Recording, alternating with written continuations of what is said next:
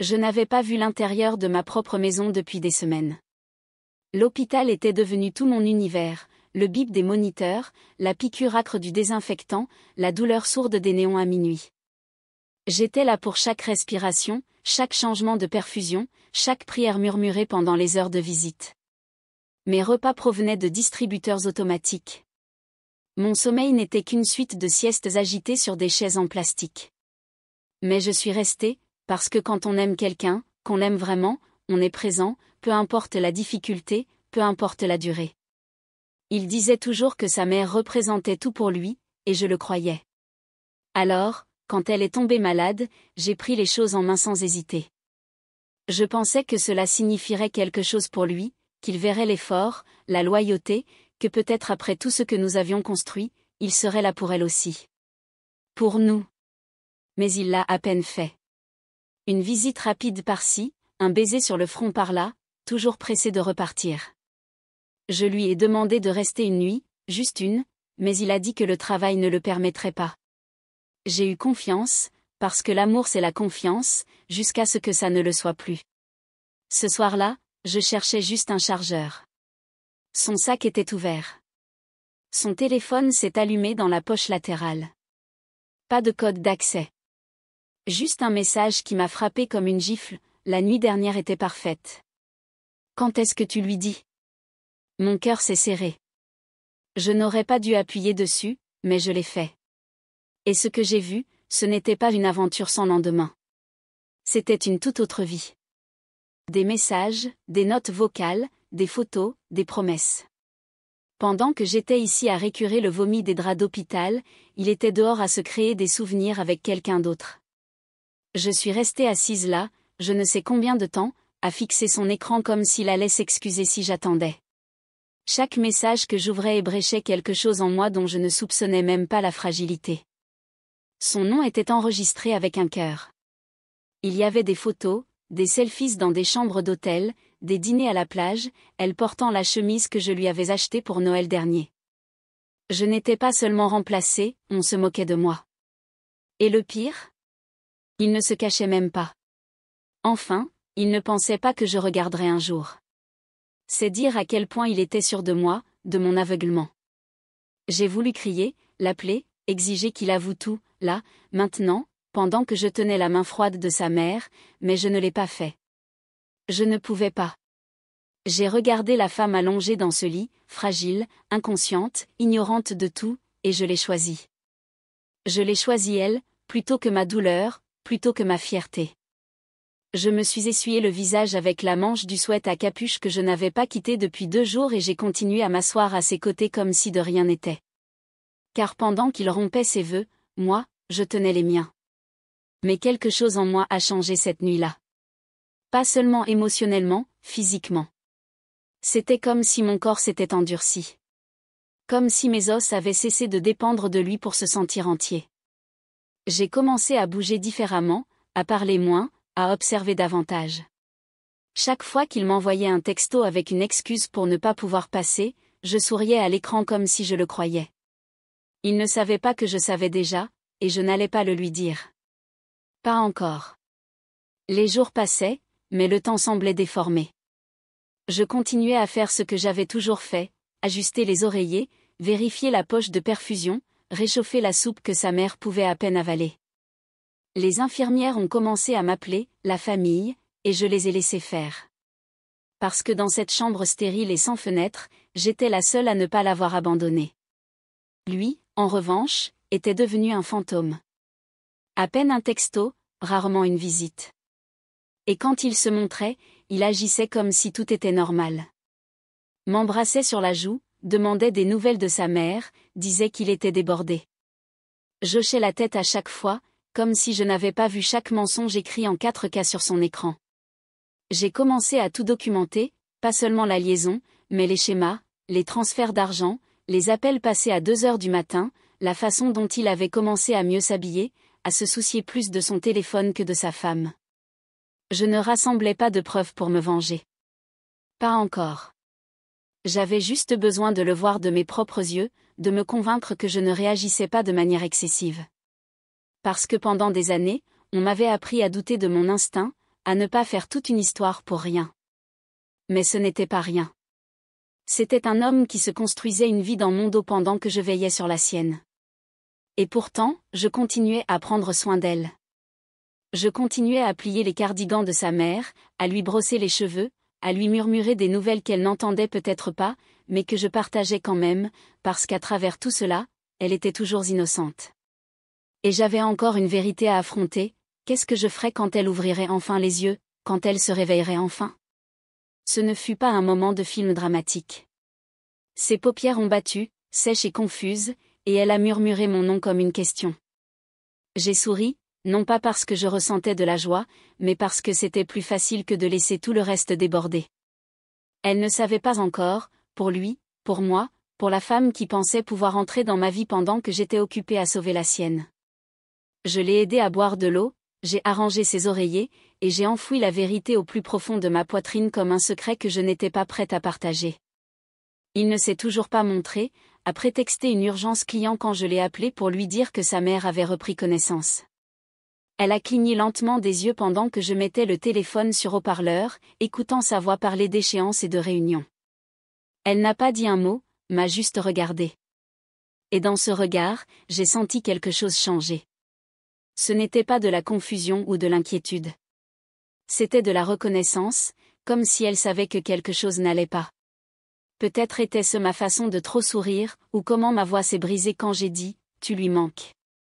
J'ai voulu lui dire « mon Dieu, oui ». Mais je devais être sûre que cela ne la briserait pas. Alors j'ai attendu. J'ai observé. Je l'ai aidé à faire ses premiers pas douloureux, lui tenant le bras d'une main ferme même si les miennes tremblaient intérieurement. Et plus elle guérissait, plus je le voyais. Il lui manquait. Mais elle sentait aussi son absence. Elle sentait la mienne aussi. Chaque fois que je lui donnais de la soupe à la cuillère ou que je l'aidais avec ses chaussettes, je voyais la culpabilité monter dans ses yeux.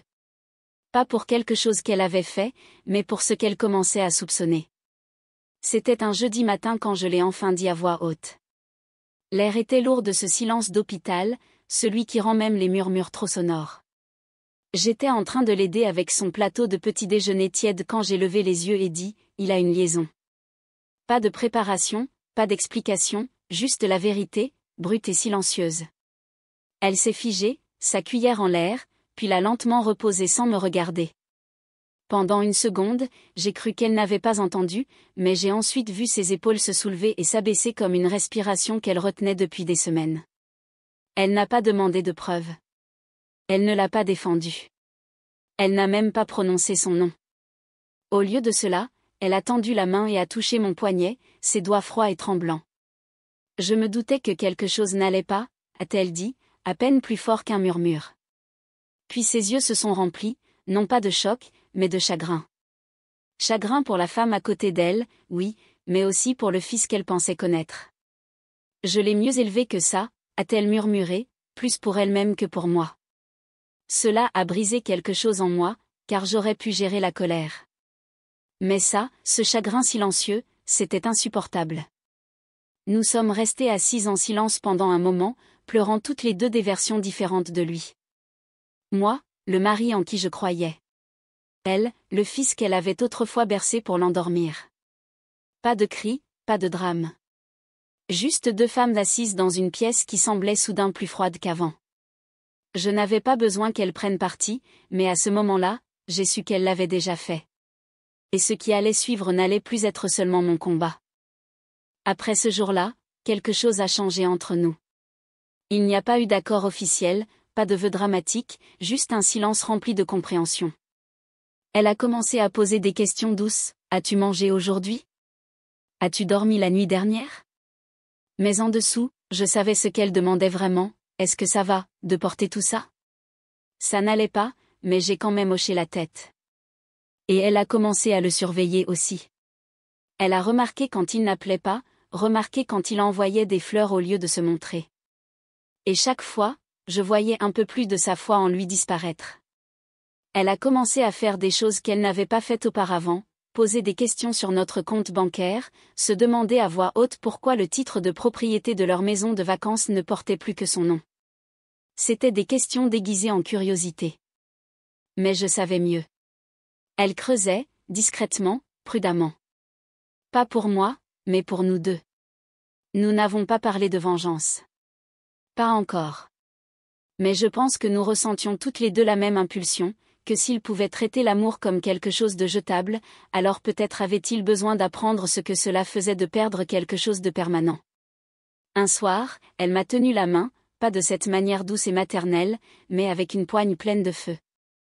Il t'a menti, a-t-elle dit. Mais il m'a menti à moi aussi. Et juste comme ça, le silence entre nous est devenu tout autre chose. Pas de la tristesse, pas de la peur. C'est devenu de la résolution. Parce qu'il n'avait pas seulement trahi une épouse. Il avait trahi la seule femme qui croyait encore en lui. Nous ne nous sommes pas assises pour tout planifier en un grand moment cinématographique. Cela a commencé par de petites choses. Des questions ici, un commentaire là. Je mentionnais une dépense de carte de crédit qui n'avait pas de sens, et elle haussait un sourcil. Elle a commencé à fouiller dans de vieux dossiers dans son tiroir de chevet quand personne ne regardait. Et moi, j'ai commencé à sauvegarder des captures d'écran, messages, virements bancaires, reçus d'hôtels enfouis dans les corbeilles de mai. Au début, cela me semblait mal, comme si je faisais quelque chose de sale. Mais ensuite, je me suis souvenu, c'est lui qui avait commencé. Plus nous en découvrions, pire c'était. Il ne trichait pas seulement émotionnellement. Il était imprudent. Il avait transféré des fonds de leur fiducie familiale sans son consentement, acheté des articles de luxe, fait des voyages, même ouvert un deuxième compte bancaire. Et la femme, ce n'était pas juste une aventure, elle était impliquée. Il lui avait envoyé des photos de la maison, d'objets de famille, comme s'il la préparait à prendre ma place, notre place, comme si nous étions un rôle pour lequel elle pouvait auditionner. C'est à ce moment-là que j'ai cessé de me sentir blessée et que j'ai commencé à ressentir de la colère. Sa mère, Dieu la bénisse, était plus maligne que quiconque ne le pensait. Il croit que nous sommes trop douces pour remarquer, a-t-elle dit un après-midi, sa voix basse mais ferme. C'est sa première erreur. Elle a appelé son avocat le lendemain matin, discrètement, en secret. J'étais là, sirotant un café d'hôpital éventé, pendant qu'elle réécrivait les titres de propriété de 3 biens et gelait un compte joint. Nous n'avons pas beaucoup parlé ce jour-là. Nous n'en avions pas besoin. Nous construisions quelque chose. Pas seulement un dossier, mais un règlement de compte.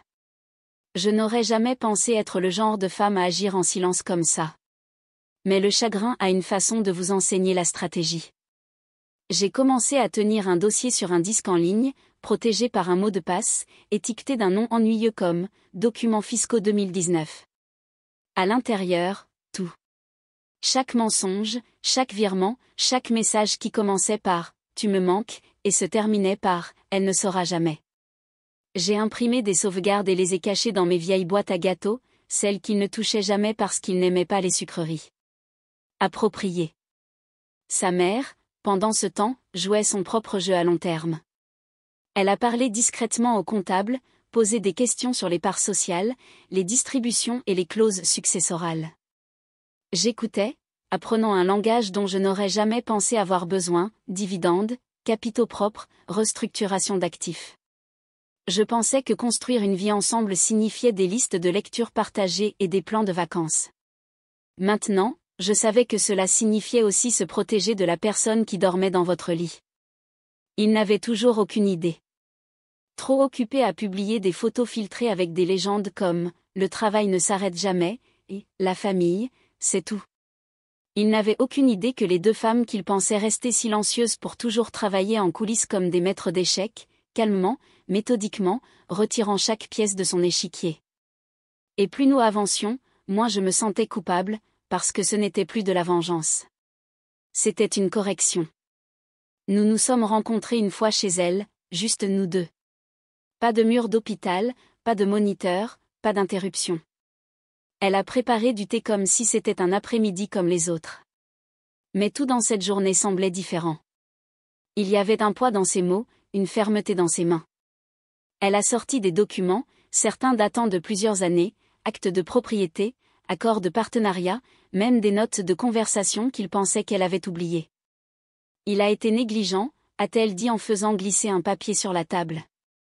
Mais nous ne le serons pas, j'ai ajouté mes pièces au puzzle, les reçus de dîner auxquels je n'avais jamais assisté, les bijoux achetés pour quelqu'un d'autre, les notes vocales où il lui promettait « bientôt ». Ensemble, cela formait une image si claire qu'elle m'a rendu malade. Il ne se préparait pas à me quitter. Il pensait qu'il s'en était déjà tiré. Il ne voulait pas seulement tricher. Il voulait remplacer, effacer, réécrire l'histoire de sa vie et nous couper du chapitre final. Mais voici ce qu'il avait oublié, nous avions écrit les premiers chapitres, et nous n'avions pas terminé. Pendant qu'il jouait à la maison avec quelqu'un qui ne connaissait pas le poids de ses mensonges, nous scellions chaque issue derrière lui. Les titres de propriété ont été transférés. Les comptes ont été bloqués. Les liens juridiques ont été discrètement défaits. Et lui, il souriait toujours sur les selfies, ignorant que les fondations sous lui s'étaient déjà fissurées. Parce qu'on ne peut pas construire une nouvelle vie par-dessus celle qu'on a brisée. Pas quand les décombres commencent à parler. L'invitation est partie comme n'importe quel autre dîner de famille. Simple, décontracté. Célébrons le rétablissement de maman, disait-elle. Rien de dramatique, rien de suspect. Il a accepté sans hésitation. Il imaginait probablement une soirée pleine de compliments et de gratins, une tape dans le dos pour s'être montré. Il n'avait aucune idée qu'il entrait dans la scène finale d'une histoire que nous avions tranquillement écrite dans son dos. Et le meilleur ? Il a aidé à la planifier, a même proposé d'apporter du vin. Ce soir-là, la maison était parfaite. Bougies allumées, fleurs fraîches, assiettes dressées avec soin. Je portais une robe bleu tendre dont il avait dit un jour qu'elle me donnait un air trop sérieux, et j'ai souri quand il est entré, comme si je n'avais jamais pleuré pour lui. Sa mère était radieuse, plus forte, plus vive et plus posée que je ne l'avais vue depuis des mois. Elle l'a accueilli avec une étreinte qui a duré juste une seconde de trop. Il n'a pas remarqué. Bien sûr que non. Il était trop occupé à être le centre de l'attention. Le dîner a commencé par des rires, des bavardages, des compliments sur le rôti. Je l'ai surpris à jeter des coups d'œil furtifs à son téléphone entre les bouchées, vérifiant probablement si elle avait envoyé un message. J'ai failli avoir pitié de lui. Presque. Parce que je savais ce qui allait arriver. Et ce n'était pas juste une confrontation. C'était un règlement de compte, servi chaud avec le dessert. Et pour une fois, il était le seul à table à n'avoir aucune idée de la véritable occasion. Le toast a commencé innocemment. Sa mère s'est levée de son siège, un verre à la main, son sourire chaleureux mais retenu. « Je veux juste remercier tout le monde d'être ici ce soir », commença-t-elle, pour les prières, les visites, l'amour. Sa voix était ferme, mais j'ai vu ses phalanges se crisper sur le pied du verre. Il s'est penché en arrière sur sa chaise, suffisant, s'attendant probablement à ce qu'elle loue son dévouement inexistant. Au lieu de cela, elle s'est tournée vers moi et a dit, mais surtout, merci à Clara, celle qui s'est vraiment montrée. Il s'est agité sur son siège, souriant toujours, mais moins sûr de lui maintenant. Je me suis levée aussi, tenant mon téléphone comme si c'était un objet quelconque, comme s'il ne contenait pas la révélation de tout ce qu'il pensait avoir caché. Avant de couper le gâteau, ai-je dit, je pense qu'il y a quelque chose que tout le monde mérite d'entendre. Puis j'ai appuyé sur play. La pièce s'est remplie de sa voix. Douce, haletante, intime. Tu me manques déjà. La nuit dernière était parfaite. Des chaises ont raclé. Des fourchettes se sont immobilisées. Son visage s'est vidé de toute couleur avant même que l'audio ne se termine. Il a ouvert la bouche pour parler, mais elle a levé la main. Non, dit sa mère, son ton de glace sur le feu. Tu en as assez dit. Puis, lentement, méthodiquement, elle s'est tournée vers les invités. Cette maison, la voiture, l'entreprise, elles étaient à mon nom. Elles ne sont pas à toi. Plus maintenant. Il a cligné des yeux, stupéfait. Elle n'a jamais élevé la voix. Elle n'en avait pas besoin. Ces mots frappaient plus fort que n'importe quel cri. Il a regardé autour de lui comme s'il cherchait une issue. Une porte, un déni, une bouée de sauvetage. Mais personne n'a bougé. Personne n'a parlé. L'air était épais d'incrédulité, d'une gêne qui ne nous appartenait pas. Et pour une fois, il ne pouvait pas s'en sortir par le charme. Pas avec ce faux rire. Pas avec ce pitoyable, laissez-moi vous expliquer. Il n'y avait plus rien à expliquer. Chaque visage autour de cette table venait de voir qui il était vraiment, et aucune version soigneusement élaborée de lui-même ne pouvait le couvrir cette fois. Il a commencé à argumenter, une défense décousue sur la vie privée, la trahison, le malentendu. Mais même ces mots sonnaient creux, comme ceux d'un homme parlant du fond d'un puits. Sa mère n'a pas bronché. Elle l'a regardé dans les yeux et a dit, « Tu t'es servi de moi. Tu t'es servi d'elle. Et maintenant, tu es seule. » Puis elle s'est retournée vers ses invités, a de nouveau levé son verre et apporté un toast, non pas à la famille, mais à la liberté. Je n'ai même pas eu besoin de dire un mot de plus. Elle avait tout dit. Il est resté là, partagé entre l'orgueil et la panique, pendant que nous passions les assiettes à dessert. Il n'a pas touché le sien. Il n'a pas dit au revoir, il est juste sorti par la porte dans un silence qu'il n'aurait jamais pensé que nous lui infligerions. Il est venu en pensant qu'il serait célébré. Et il est reparti sans rien. Pas de maison, pas d'épouse, pas même une mère qui croyait en lui. Le lendemain matin de ce dîner, la maison semblait différente. Plus calme, oui, mais pas d'une manière triste. C'était paisible, comme si quelque chose de lourd avait enfin été soulevé. Ses vêtements avaient disparu. Sa voiture n'était pas dans l'allée. Et pour la première fois depuis longtemps, je ne me suis pas réveillée en me demandant où il était. Je savais qu'il était là-bas, perdu dans un monde qu'il avait construit sur des mensonges. Et j'en étais enfin libérée. J'ai fait du café lentement ce matin-là, savourant chaque étape comme un rituel. C'était comme un commencement. Légalement, les choses ont bougé vite. Son nom a été retiré des actes de propriété. Les comptes ont été fermés. Sa mère a réécrit son testament avec une clarté tranchante qui m'a donné envie d'applaudir. Tout ce qu'il pensait avoir volé, repris. Pas par un combat, mais par des faits. Je n'ai pas crié, je n'ai rien posté. J'ai laissé le silence parler. J'ai laissé les papiers infliger les conséquences. Il a tendu la main une fois, des excuses peu convaincantes par email, pleines de vagues regrets et sans aucune prise de responsabilité. Je n'ai même pas répondu. Que restait-il à dire? Au lieu de cela, je me suis concentrée sur quelque chose que je n'avais pas fait depuis des années, moi-même. L'argent que j'avais autrefois mis de côté pour notre avenir, les voyages, les rénovations de la maison, le fonds, un jour, était maintenant à moi seule. Et je savais exactement quoi en faire. Non pas pour le dépenser par dépit, mais pour créer quelque chose de réel, de guérisseur, d'honnête. Parce que pendant qu'il courait après des illusions, j'avais redécouvert la vérité sur qui j'étais sans lui. J'ai trouvé un petit endroit à 1 heure de la ville. Rien d'ostentatoire, juste des hectares de calme avec des arbres qui se balançaient comme s'ils savaient écouter.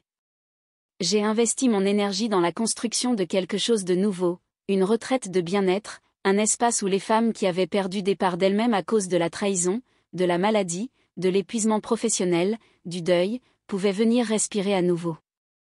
Je ne voulais pas de pitié. Je voulais un but.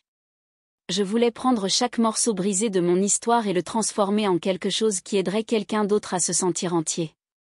Les rénovations ont été lentes mais curatives. J'ai choisi des couleurs de peinture qui me calmaient, pas celles qu'il aurait approuvées. J'ai planté de la lavande devant, même s'il disait que l'odeur lui donnait des maux de tête. J'ai choisi chaque coussin, chaque lampe, chaque parfum avec intention, non pas pour impressionner, mais pour restaurer. La première cliente a pleuré dans le jardin le 2e jour de son séjour. Elle m'a dit, je ne savais pas que j'en avais besoin. Et j'ai juste souri, parce que moi, je le savais. Je savais exactement ce que cela faisait de s'oublier et à quel point il est puissant de se souvenir. Son nom n'est plus jamais revenu. Ni dans mes conversations, ni dans mes pensées, ni même dans mes cauchemars. Parce que ce qui me hantait autrefois me motivait maintenant. Chaque fois que je regardais une femme arriver, les épaules voûtées, les yeux fatigués, et repartir plus droite, plus légère, je savais que j'avais construit quelque chose de réel, de durable, quelque chose qu'il ne pourrait jamais contrefaire, fabriquer ou enlever. Sa mère est venue visiter la retraite une fois. Elle a apporté un panier d'herbes fraîches de son jardin et a lentement parcouru l'espace que j'avais créé. Elle n'a pas dit grand-chose, mais le regard dans ses yeux disait tout, fierté, paix, peut-être même un peu de regret. Non pas pour ce qu'elle avait perdu, mais pour le temps qu'il avait fallu pour voir la vérité.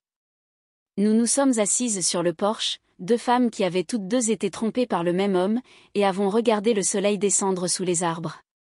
Elle a pris ma main et a dit, « Tu m'as sauvée aussi. » Et d'une certaine manière, je pense que nous nous sommes sauvés mutuellement. J'ai encore des moments, des flashs en réalité, de la femme que j'étais. Celle qui attendait près du téléphone. Celle qui s'accrochait à des miettes d'affection et appelait ça de l'amour. Mais elle me semble être une ombre maintenant. Un fantôme dont je n'ai plus peur. Parce que je ne suis plus elle. Je ne suis pas l'épouse qui mendiait de l'attention. Je ne suis pas la belle-fille qui détournait le regard. Je suis la femme qui s'en est relevée, qui est restée immobile assez longtemps pour ressentir la trahison, puis la traverser. Il m'a perdu. Il l'a perdu. Il a perdu l'héritage qu'il pensait lui appartenir pour toujours. Tout ça pour courir après un secret qu'il ne pouvait même pas protéger. Mais moi, j'ai trouvé la paix. J'ai trouvé un but. Je me suis trouvée. Et je ne laisserai plus jamais aucun homme me faire oublier qui je suis.